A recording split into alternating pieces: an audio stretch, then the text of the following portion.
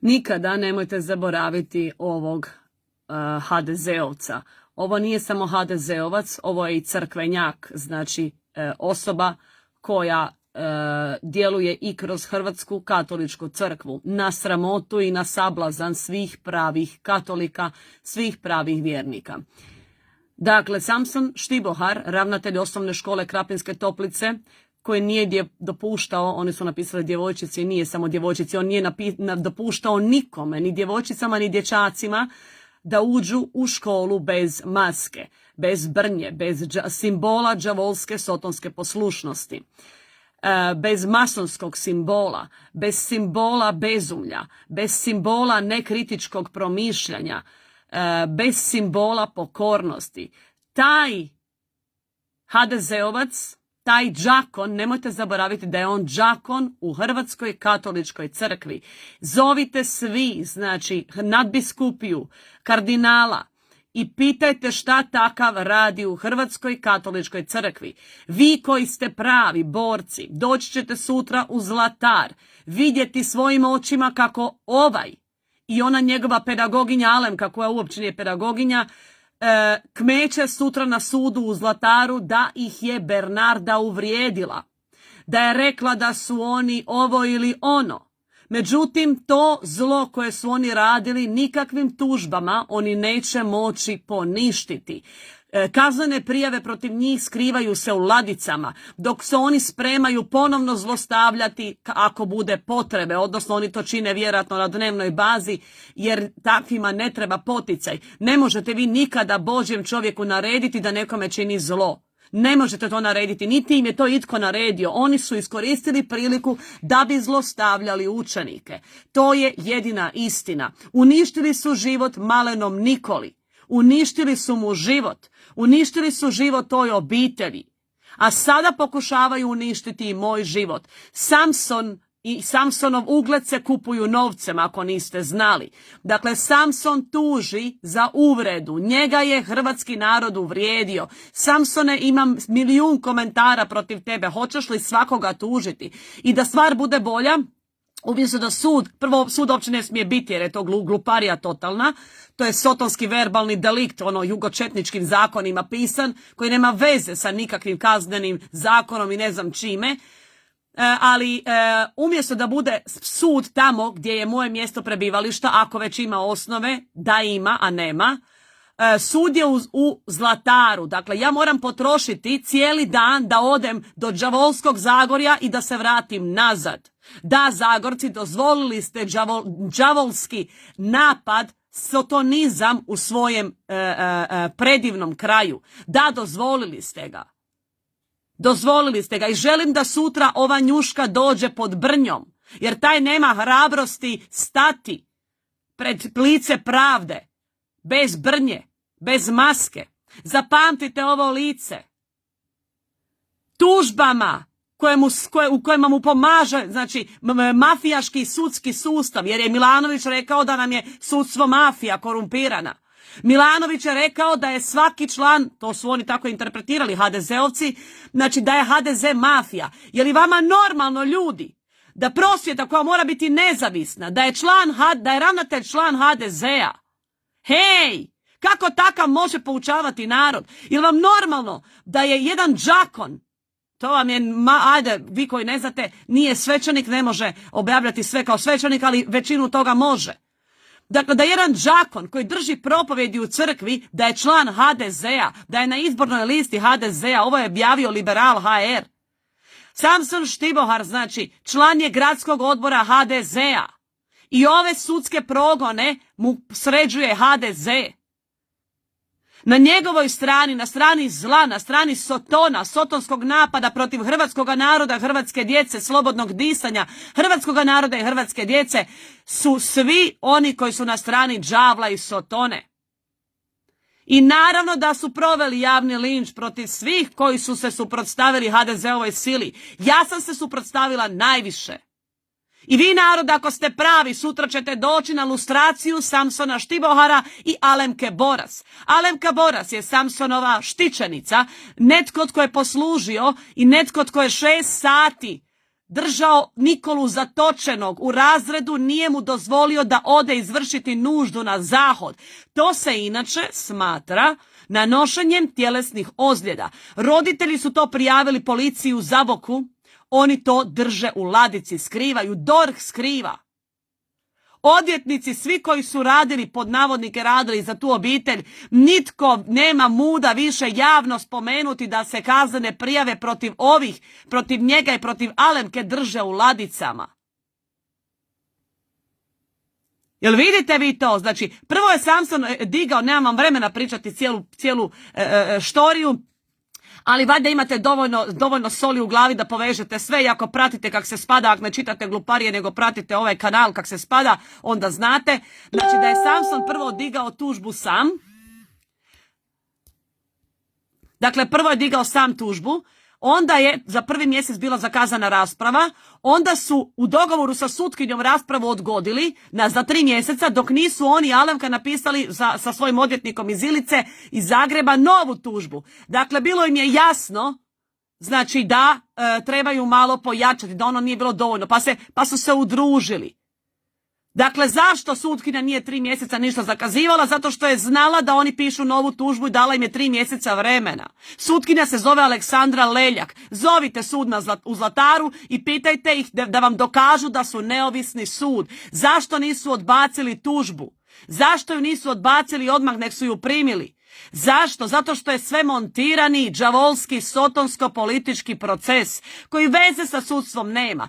Pitajte ih zašto taj slučaj nije evidentiran u formularima u kojima treba biti međunarodnim. Zato što je u stvari ilegalan. To je kompletan ilegalni sudski, znači političko-sudski HDZ-ov proces, montiran. Ja sutra idem na predstavu, ne idem na pravosuđenje, idem na predstavu, idem na pokušaj pljačke hrvatskoga naroda, idem na pokušaj ubojstva. Dakle, Alemka Voras, sutkinja Leljak, Aleksandra Leljak i njihov odvjetnik i ovaj Samson Štibohar mene pokušavaju ubiti. I psihički i fizički. Dakle, ja moram trošiti par stotina kilometara da bih došla do Zlatara i vratila se natrag. Znači, moram ići u to Bogu iza nogu, u to brdo. Znači, umjesto da je po mojem prebivalištu sud ovdje, da oni dolaze ovdje. Ne, oni su rekli da je šteta nastala, pazi, koja šteta? Na području gdje oni žive, da naravno oni nemaju gubitka vremena, štete i tak dalje i da ne bi došli ovdje, da ih narod vidi.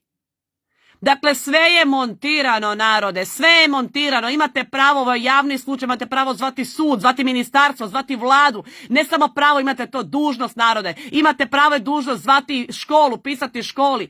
To su znači javne osobe. To su javne osobe koje vi plaćate da vam se ovako podlo izruguju. Pogledajte ovaj pogled. Ovo je podlo izrugivanje hrvatskome narodu.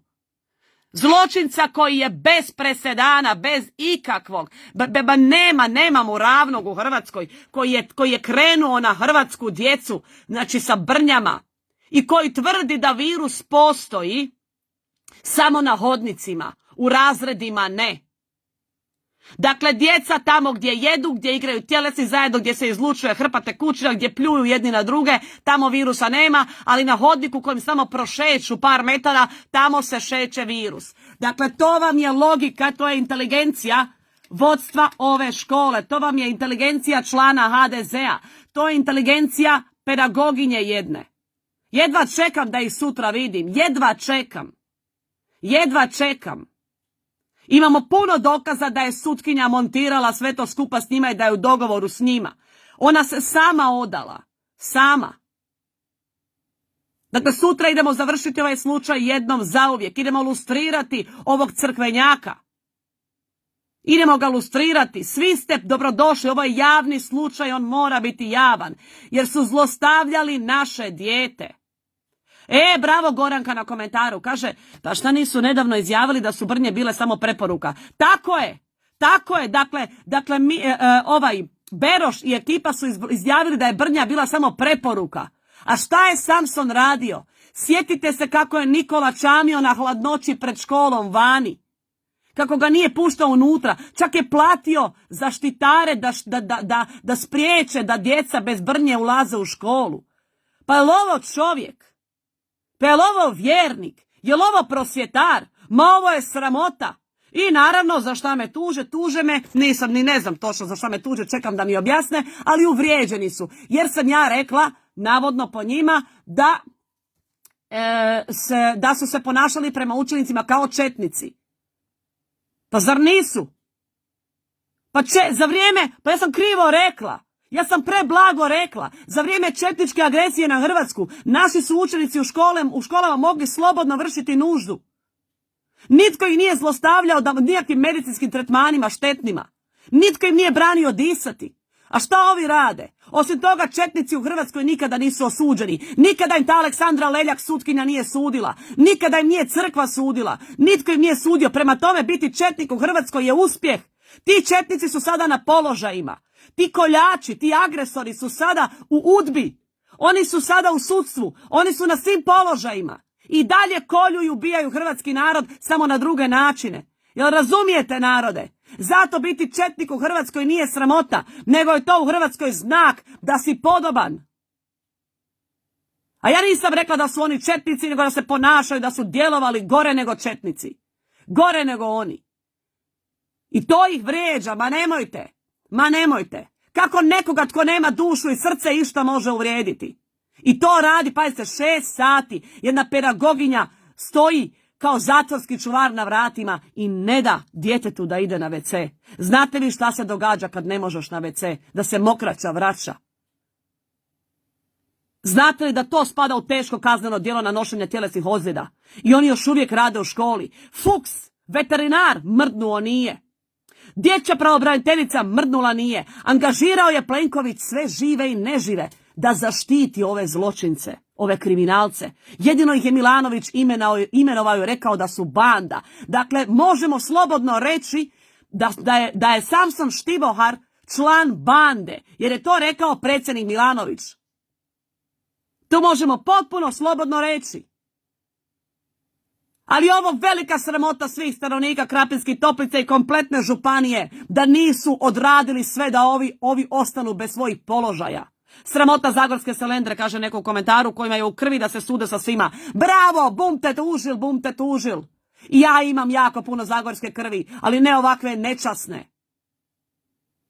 To tužakanje, ja sam imala sve razloge tužiti njih, ali onima kojima će Bog suditi najžešće, tima čovjek ne ide suditi. I zato sutra idu sa odvjetnikom, kojeg ću ja istjerat van. Jer ako si pravi i častan, idemo borba prsa o prsa 1 na 1. Ne ideš mi sa odvjetnikom. Ako si u pravu, ako imaš istinu i pravdu u sebe, goni odvjetnika. Goni mi sve one koji su članovi okultnih tajnih društava. Šta će ti odvjetnik ako si častan? Šta će ti odvjetnik? Šta će ti odvjetnik ako si čist? Ako si pravedan? Želim da Samson Štibohar i Alemka tuže i Nenada Kobasića, koji je u svojoj kolumni napisao, jer oni tuže svakoga, kao i Đakić, kao i Igor Maresić iz Pitomače. To su vam sve članovi HDZ-a, članovi bande. Tako je, rekao je Milanović javno da su veleizdajnici. Bravo, hvala Goranka na podsjetniku. I nadam se da ću sutra to sve stići reći na sudu ako mi ne budu branili. Ja ću se izboriti za riječ. Ne idem doma dok im ne izgovorim sve što im imam za izgovoriti. Dakle, ja moram sutra trošiti svoje vrijeme, svoj novac, svoje zdravlje da bi doputovala do te Selendre. I to Selendre u moralno, intelektualnom smislu. Ne u smislu da se ja rugam selu. Selo je za mene broj 1. Nego ovo je moralna i duhovna Selendra. I Zlatar, i Zabok, i Krapinske Toplice. Moralna i duhovna Selendra.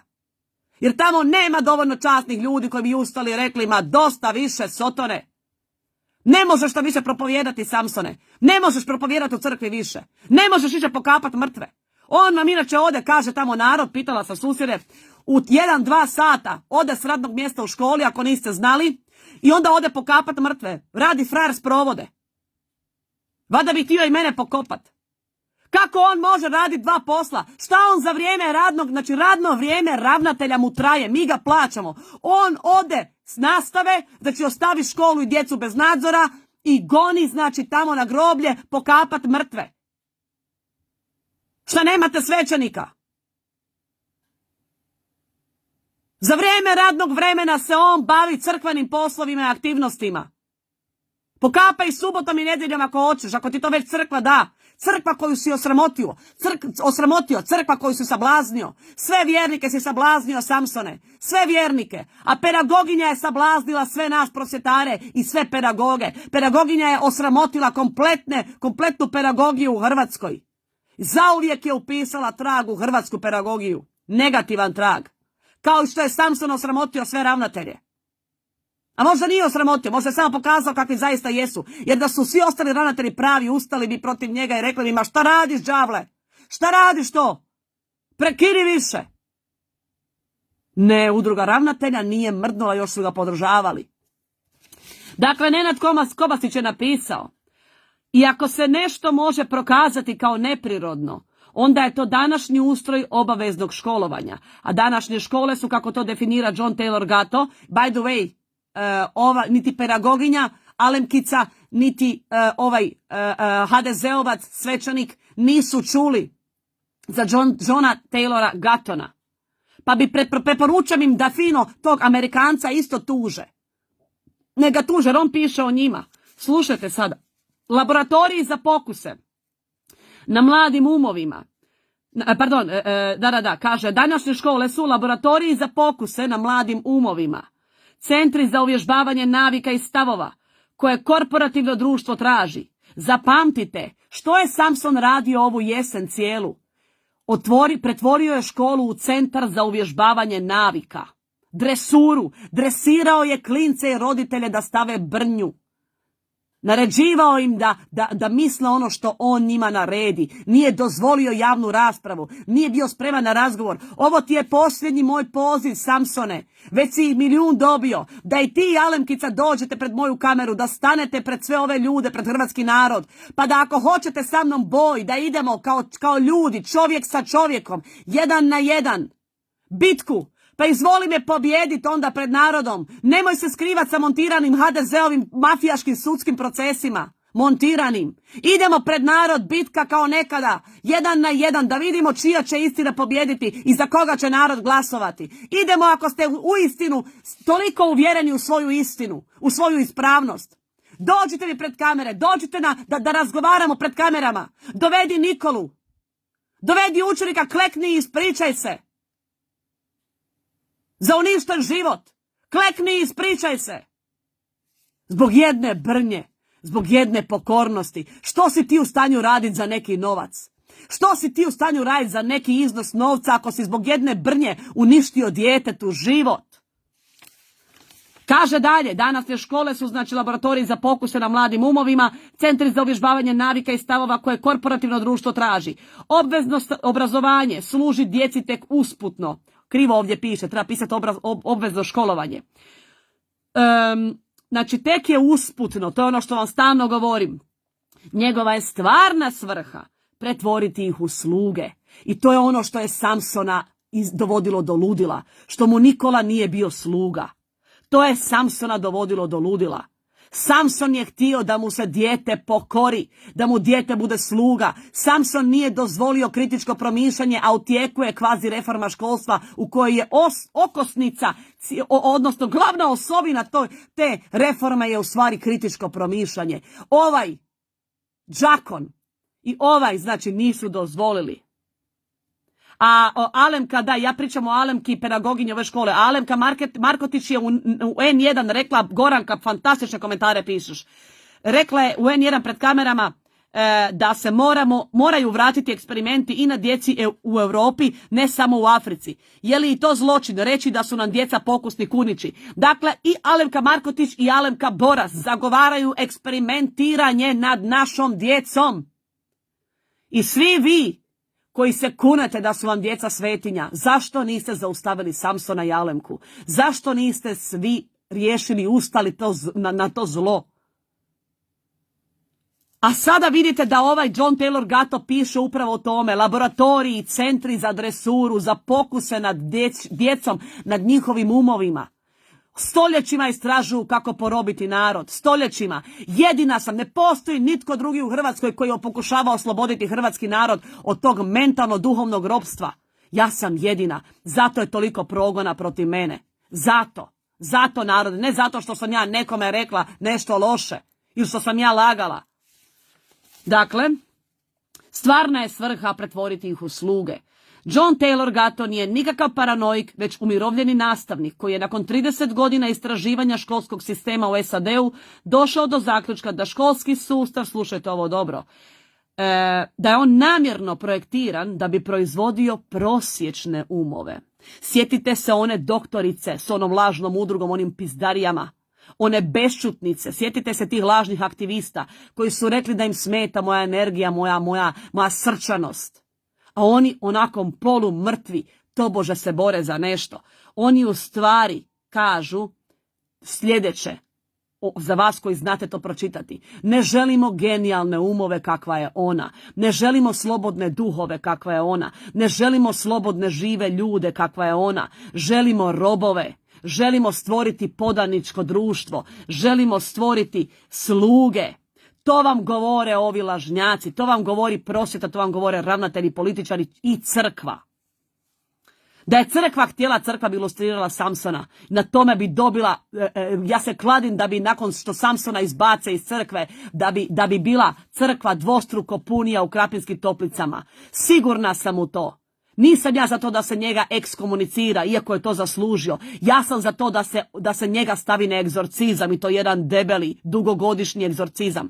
Da se tog čovjeka očisti, da mu se spasi duša. I nije on badave se za mene zakačio. On se za mene zakačio jer mu duša propada, odlazi u propast, a tijelo mu je već propalo. Dakle, on traži spas. Samson će sutra prvi puta u životu gledati oči u oči časnog čovjeka i još časniju ženu. To je Samsonu sutra susret prvi puta u životu s nekim takvim. Prvi puta on je okružen ulizicama, izdajicima, veleizdajnicima i veleizdajicama i bandama. Jer vidite da je član bande. Ne može ni on biti drugačiji kad je okružen takvima.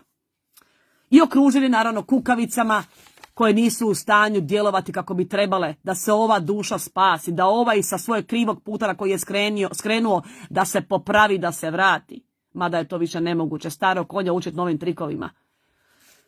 Dalje, dakle, taj John Taylor Gatto, umirovljeni nastavnik, rekao je da je školski sustav namjerno projektiran da bi proizvodio prosječne umove. Zato oni ne dozvoljavaju sada kritičko mišljenje, zato Samson ne da se promišlja, zato on nije bio u stanju reći ajmo sva djeca van, stanite pred školu, idemo mi o tim maskama porazgovarati. Da je to napravio, bio bi car, kralj bi bio. Bio bi kralj kakvog nije, što ono kažu djeca svojim rječnikom, tineđeri, bio bi kralj kakvog nisu vidjeli cijelog svojeg školovanja. Ali on to nije u stanju. On to nije u stanju, on nema kalibar za to, nema čistu dušu, on je član bande. Kaže da žele proizvesti prosječne umove koji nisu sposobni kritički misliti. Onesposobio unutarnji život, dakle žele im uništiti dušu, slobodu ovu koju ja imam. Uskratio učenicima znatnije sposobnosti vođenja, ovdje je ključ. Samson mrzi kod mene što imam sposobnost vođenja. On nema autoritet među narodom. Samson ima samo sposobnost da tlači, da širi zlo i da strah utjeruje slabijima od sebe i maloljetnima. Dalje kaže Gatto, znači namjerno je projektiran školski sustav tako i da bi im jamčio poslušne, i ovo je važno, necjelovite građane, sve da bi se narod učinilo upravljivim.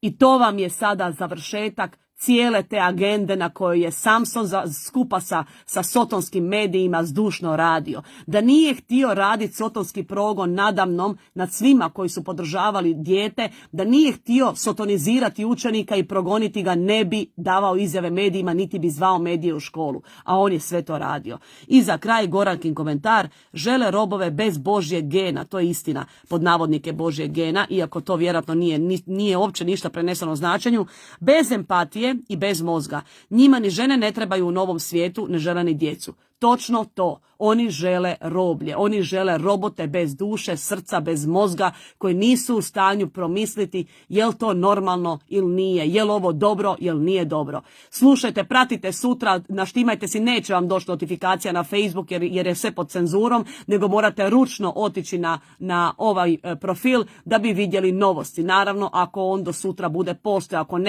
ne budete, potražite Telegram, potražite Meve, potražite Gap Social, potražite YouTube, potražite onaj Beach neki, ne znam točno kako se zove, onaj sve, znači gdje god možete naći kanale i tamo će biti objavljeno sutra, znači što se dogodilo, odnosno kako je sutkinja Aleksandra Leljak nakanila sprovesti sotonizam, odnosno sotonski napad na mene uz pomoć Samsona Štibohara i Alemke Boras i njihovog zagrebačkog HDZ-ovog odvjetnika. U boj, u boj!